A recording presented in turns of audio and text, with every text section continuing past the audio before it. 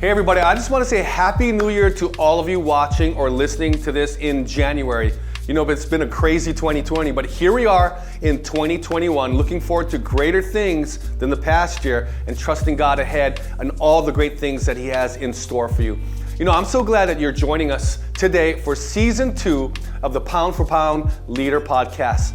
In this episode, we have my very good friend, Pastor Chad Veach. Chad and his wife, Julia, lead Zoe Church, a thriving church in Los Angeles with multiple locations. Now, I've known Chad since he was 18 years old when we were both youth pastors years ago. And I'm so proud of who he has become as a husband, a father, a pastor, a leader. And Chad is also an incredible speaker, leader, and author. In fact, his latest book called Help, I Work with People, which is all about influence, leadership, and people skills. You know, you should get that with the Pound for Pound Principle 10-year anniversary edition. You know, in this episode, two of my staff pastors interviewed Chad while he was here in Hawaii, and they talk about his book and some of the crucial things he's learned in this past year.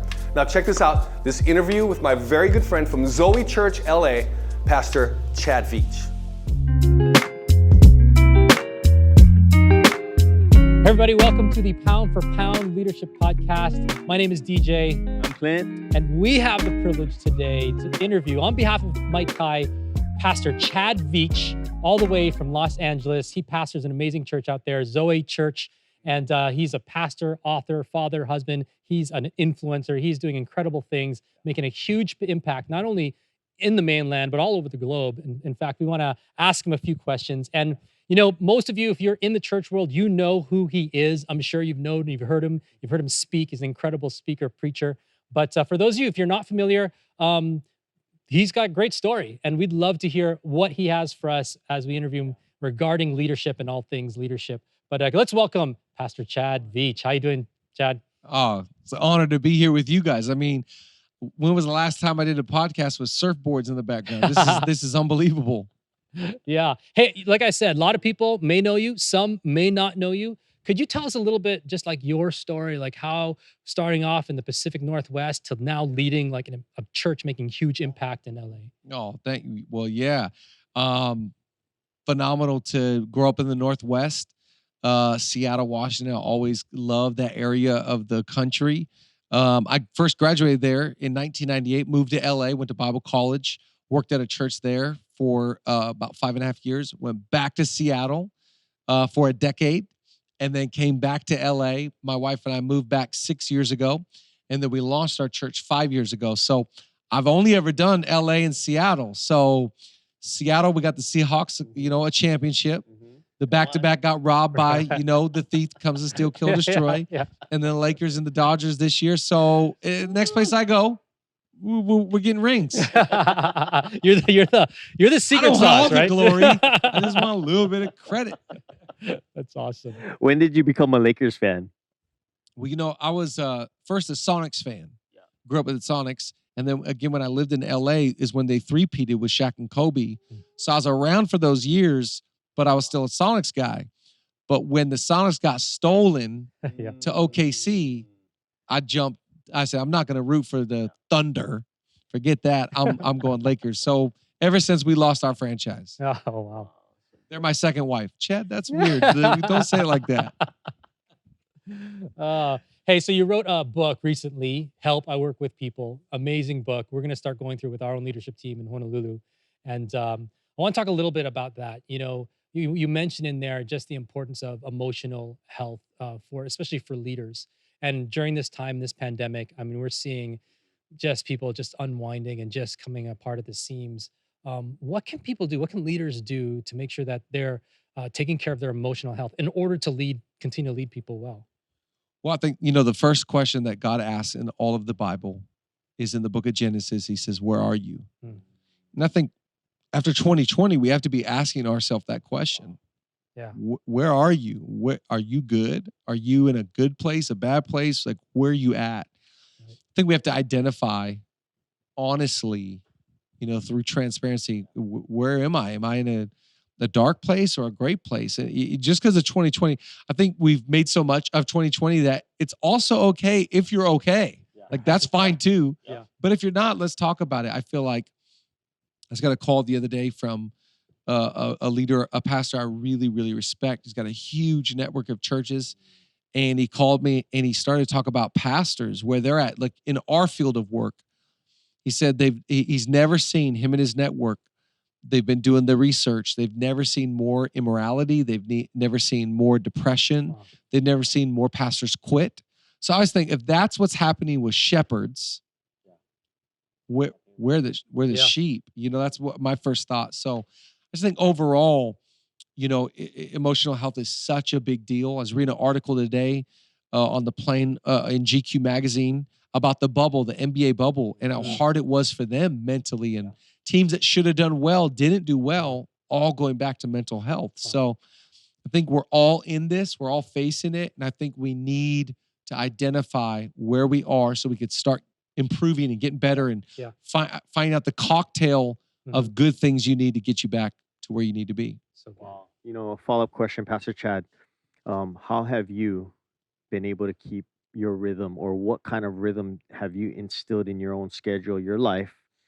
Because every time I see you, you're always up. I mean, you're positive. You always have this joy about your step, and there's something about that, and it communicates to the people that probably see you on Instagram or social media. What do you do in your rhythms to keep yourself healthy? Well, I think, that's the thing about right now is all of life is this way. You can only control the controllables. So right now, they took away our schools, they took away our gyms, and they took away our churches, and then they took away our restaurants. These are all things in my rhythm. So you got to create a new rhythm. They didn't take away my Bible. They didn't take away coffee. Thank God they didn't take away coffee. They didn't take away my Zoom. They didn't take away my phone. So it's like, I gotta look and see, what can I manage?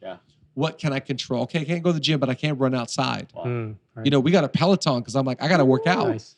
I got to stay in my Bible reading every day. I got to stay, date night. Now, my wife and I, on our dates during COVID, we would get some takeout food. We'd go to the beach, and we'd sit in our car and look at the ocean, and that was our date. So he's like, you just got to work the system. Right. If life gives you lemons, make lemonade. I know it's cheesy stuff, but you have to realize what life is about. It's about playing these cards to the best of my ability. So I can't break my stride.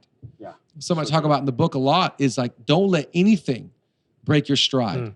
Someone betrays you, don't give them the power or the control to break your stride.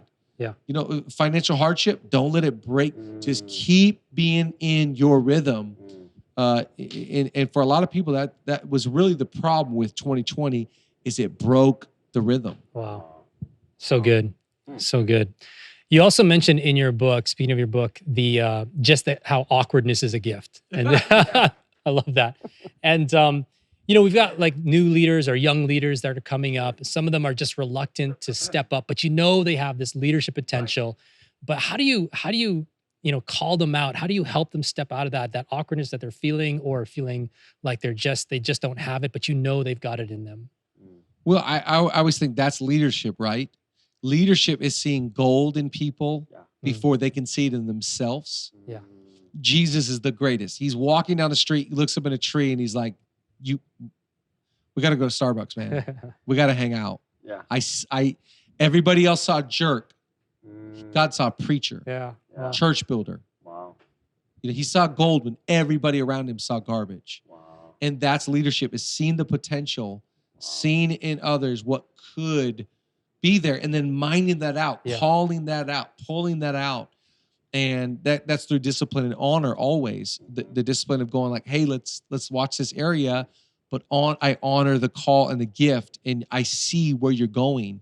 And people did that with us. Yeah. The only reason why we're here talking on a podcast, I mean, how lucky are we? Come on. Is that when I was acting a fool, when I was 16, when I was 18, 20, 21, 22, somebody sat and had coffee with me and pulled that in me and talked to me about my preaching. So I'm grateful that somebody did. How could I not do that for somebody else? Yeah. Who pulled that out of you? Who pulled this gift out of you?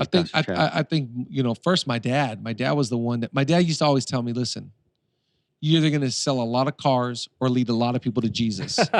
Either way, you're selling. That's good. You know, so it's like, but my dad was throwing me up there to preach when I was in high school. My dad was the one, you know, talking to me about the gift and the calling on my life.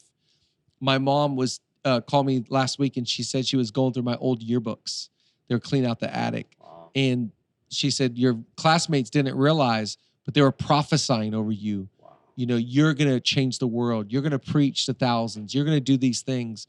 So I think that, you know, I didn't remember that, but when you speak that over somebody, you know, I heard someone say about parenting the other day, if I speak to the fool in my child, I'll get the fool. But if I speak to the king in my kid, I'll raise up a king. Wow, that's good. And that's the truth about for all of us, is that we got to really be careful with what we say to each other and over the people we're raising up, because that stuff sticks. Yeah. I didn't realize people were saying that in my yearbook, but where does confidence come from?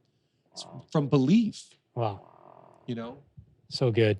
You know, you have you have a ton of influence. I mean, you're able to reach so many people, and even your church, you're not only you an influencer, but you're influencing other influencers. Was that when you were starting your church, or even just, you know, as you were pastoring, was that a strategy? Like, hey, I'm going to find the influencers. And if so, how did you build those relationships? That's a great question. It's never a strategy for me in LA. When I was a youth pastor, I used to always pray, God, you know, give me the quarterback of the football team, give me the captain of the debate team. Like, I would always pray for the influences of a lunchroom. You know, because I always saw high school as like the different social, economic, you know, realities that were happening there, and marveled at that. You know, I want all the theater kids. I want all the, you know, ASB and leadership kids. I want all the different spheres. I haven't really thought about that in moving to LA, but I just think, you know, wherever you are, God is going to send his people to you if you're trusted.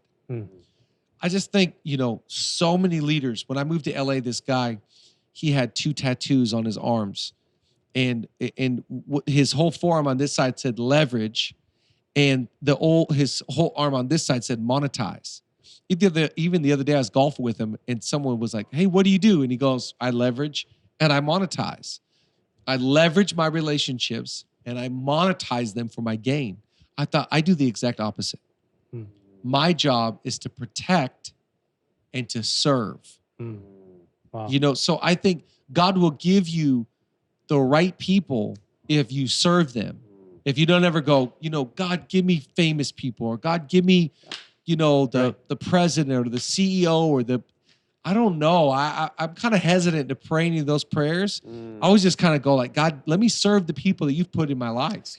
Let me serve the one. If you put them in my world and they're my relationship, I'm going to protect them and I'm going to serve them. And that's how you build trust. It takes a lifetime to build trust, and it takes seconds to lose it. So I just think build trust. If you want influence, you know, people marvel at influence. They marvel at it, but it's God-given. Paul talks about this in his writings. He's like, I don't boast about anything that's outside my God-given sphere. So you have a sphere of influence, you have a sphere, and I have one that should never be compared to somebody else's. It's sovereign. It's a grace. It is a gift, which means it's not about us. That's so good. So when we understand it from a kingdom dynamic, from a real theological premise, it's like, I don't need to pray for anything other than what God wants. You know, I can only think of a couple scriptures that come to mind when it's God, extend my tent peg, but even in that, God, you know, or prayer of Jabez, you know, increase it. But it's not for like me or my following or more influence. It's for the reality of the kingdom of God. So good. So Pastor Chad, with building trust, can you give us maybe 1 or 2 principles that really have helped guide your interaction with people who have influence, and how have you stewarded their trust, and how has that translated into leadership principle with your team? Well, I think, you know, Proverbs is just, you know, everybody should read Proverbs 4, 5, and 6 every month. And if you read through the book of Proverbs, it just gives you a whole list of what not to do in relationships. a whisperer separates the closest of friends. So how do you build trust? How do you have trust in your marriage? How do you have trust with your boss? It's like I say what I mean. I do what I say I'm going to do. So it goes back to character. Right. It goes back to values. It's that old saying, manners maketh a man. I think manners maketh a leader. And no one's above this stuff. Right. There's nobody that's so gifted or so talented or who's arrived to a status. It's like, oh, you don't play by these principles. No. We all play by the same set of rules. So I just think, when it comes to people of notoriety, I try and apply the same principles as I do with somebody on our staff, because every human deserves to be treated that way. It's not like, oh, I'm going to treat them with such specialty. Yeah. But then this person that works at our place, they don't really count. No. Same respect, same servant heart, same, character. I can't gossip about them and then turn on a switch and be protective of them. That doesn't work. Yeah. Because at the end of the day, culture is not what you say. Culture is who you are. Right. So it's got to be who you are. So good. The past 9 months, of course, have been unique. What was some of the leadership lessons that you learned that just through these 9 months, or things you've been reminded of? Well, I mean, a ton, right? We're all learning on the fly. We're all learning as we go. June was one of the hardest months I've ever faced. I've never faced anything like the month of June, with the racial divide and the civil unrest so I've learned a lot this last year. I've never learned as much as I have, in 2020. That was kind of the pinnacle of what we were taught. And if I were to say one thing, I've really learned how fragile I am and how fragile others are. There's no superheroes. People will admire your strengths, but they relate with your weaknesses. They relate with the fact that, you're struggling. You're having a hard time. Yeah. You're frustrated. You want this to be over. You're not having as much fun as you were. They relate with that. So I just think it was a year of going, wow, we are all one phone call away from our knees, but we're all in the same spot that, we should really be taking advantage of the blessing of our families. Yeah. We shouldn't be working so hard and surpassing the greatest gift. What a gift that God said, I'm going to stick you with your family for 9 months. Yeah. It's just going to be you guys. Can't go out, can't go hang out with others, can't go to restaurants. It's just going to be you guys. Here's some Uno cards. Here's some Skippo. That's what the game we played all the time. Here's a Disney Plus account, and you guys have at it. And it's like, wow, what was I doing? Where would I have been? What would I have missed? So I'm very grateful that I was reminded of the frailty of humanity. Oh, so good. Pastor Chad, so along those lines of seeing everybody shift, and not just the church life, but our exposure is the church world, where do you see the church going in 2021 and beyond? Where are we headed? Well, I think we're definitely going to a greater commitment to a digital space, which is a good thing. I think, my father oversees a few hundred churches in his denomination. And he was telling me, we were laughing at this meme that came out. It was like Osama bin Laden video quality of the pastor from, week 1, March 20, whatever. It was like one camera, bad lighting, and the pastor it's like that was how we started in March. And then all of a sudden, every church in America is like, we're buying cameras, we're buying ring lights for our iPhone. The church upgraded 10 years in about 10 days. And so it's a good thing. Yeah. It's a good thing. It's a good thing that we're in a digital space. We're reaching more people. And I think we have to be forced to think in different ways. That can somebody really be a part of our church and not live in our state? Can someone really be discipled by us and not live in our state? And we're being forced to grow up. Yeah. So good. One final question is this. What would you tell the pre-COVID Chad? I will say, man, you better start running. You better get them Nike app running shoes and get outside because, buddy, you're going to start eating peanut butter and jellies and you're going to lose your gym. The waistline is about to change from about a 31 to a 33, homie. No, I think I would say you're about to get blessed. Blessed. Because I think in pre-COVID, we're just running at such a pace, such a I was in Alabama on my way to Sweden when it ended, and we had to fly back home. And I think we had to cancel 6 to 9 months of travel, on a plane almost every week. I would say you're about to get blessed. And I would think before blessed is X, traveling, preaching, training, leading, and no, blessed is in your house. Yeah. And so that's what I would say is like, hey, this is a blessing. Enjoy it, rest in it, love it, don't fight it, embrace it from day one, because it really is a blessing. And I think the person that can be happy with that, everything else is extra. Everything else is gravy. My wife through COVID, my wife and I are in marital counseling, and because it's been a hard year on our marriage. Sure.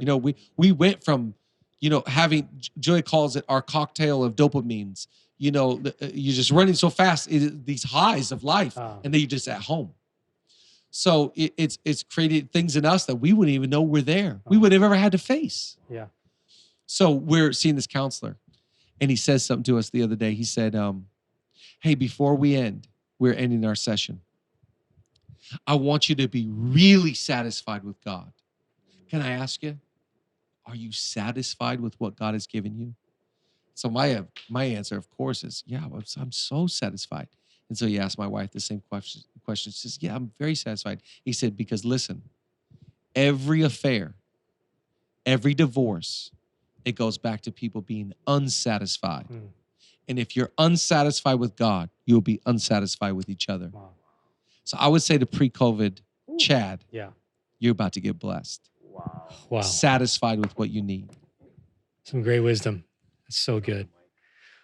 Well, you guys, you've been hearing from Pastor Chad Veach, Zoe Church. Thank you so much, Pastor Chad, just for this quick interview. And thank you for pouring into our church here at Inspire. We were blessed to hear from you as well. And make sure you pick up his book, Help, I Work with People. And then you've also got a leadership podcast. That's right? That's right. I have a leadership podcast called Leadership Lean In. Leadership Lean In. Make sure you check that out because he's dropping leadership gems on that as well. But thank you guys for joining us for this Pound for Pound Leadership Podcast. You can watch us on YouTube or check us out on iTunes, on podcast. We are everywhere that podcasts are being played. God bless you guys. Have a wonderful week. Aloha. Wow, what an incredible interview. I hope you were so encouraged by the wisdom, the insight, and the humor of my good friend, Chad Veach. We have another Pound for Pound Leadership Summit, and this time it's in Asia, and it's coming up very soon. You'll hear essential leadership principles from myself, as well as other influential leaders across Asia. For more information and to register for this free online event, visit www.mikekai.tv. Also on the website, you can get some of the great leadership resources as you prepare to equip your teams and yourself in the new year.